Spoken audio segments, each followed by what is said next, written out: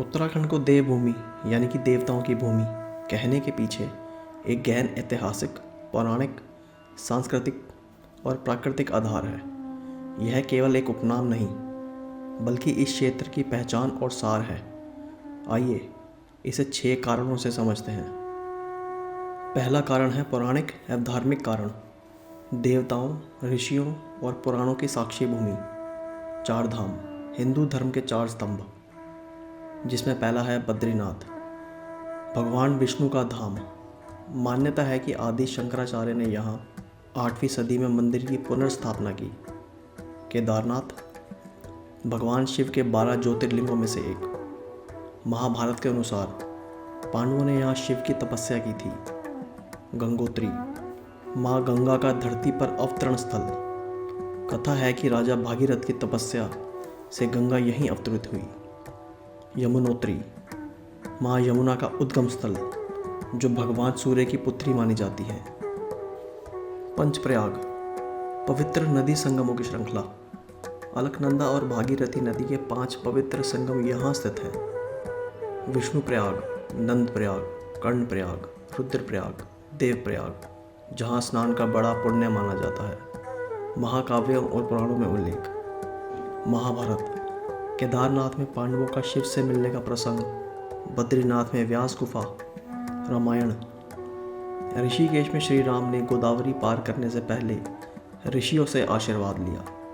स्कंद पुराण, इसमें केदारखंड नाम से उत्तराखंड का विस्तार से वर्णन है। दूसरा कारण है आध्यात्मिक तपोभूमि, ऋषि मुनियों की साधना स्थली। हरिद्वार यानी हरि का द्वार, वह स्थान जहाँ अमृत की बूंदें गिरी थी और हर 12 वर्ष में कुंभ मेला आयोजित होता है। ऋषिकेश, ऋषियों की भूमि, यह विश्व प्रसिद्ध योग, ध्यान और आध्यात्मिक केंद्र है। जोशीमठ, आदि शंकराचार्य द्वारा स्थापित 4 मठों में से एक। अनेक गुफाएं और आश्रम, वशिष्ठ गुफा, भीमशिला आदि, जहां ऋषियों ने तपस्या की। तीसरा कारण है प्राकृतिक दिव्यता, स्वयंभू मंदिर के समान। हिमालय, देवताओं का निवास माना जाता है। नंदा देवी, त्रिशूल पर्वत, केदारनाथ चोटी जैसे पर्वत देवी देवताओं से जुड़े हैं।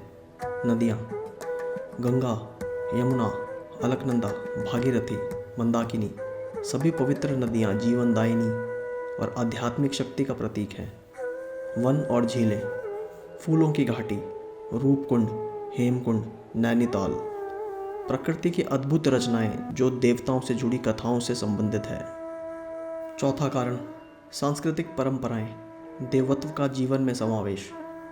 लोक देवता, घर घर में ग्राम देवता जैसे भूमियाल देवता, गोलू देवता, नंदा देवी की पूजा। लोक गाथाएं, राजूला मालूशाही, हिल जात्रा, पांडव नृत्य जैसी परंपराएं पौराणिक कथाओं से जुड़ी हैं। जागर परंपरा, देवताओं को प्रसन्न करने के लिए आयोजित अनुष्ठान और गायन। पांचवा कारण ऐतिहासिक पृष्ठभूमि, सदियों से तीर्थ यात्रा का केंद्र।